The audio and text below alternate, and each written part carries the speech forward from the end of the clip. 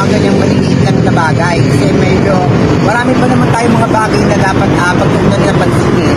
Gender na yan, dahil transhuman is human. No! Ipakita mo the way you act, the way you talk, kung paano ka igagalang bilang isang babae, no? Gastusan mo, anuhan mo ng magiging feminine look. Eh hindi, dahil nakakulay ka lang ng buhok, naka-barbies, babae ka. Ang gusto mong itawag sa'yo, ma'am na. O sige, magluwal ka ng sanggol ngayon sa harapan namin. Sige, tatawagin ka namin, ma'am.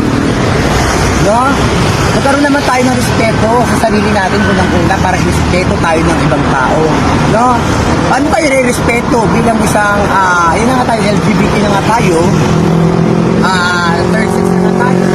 Paano tayo re-respeto ng mga tao, lalong-lalo na yung mga kabataan, na kung ganyan ang nakikita at napapanood nila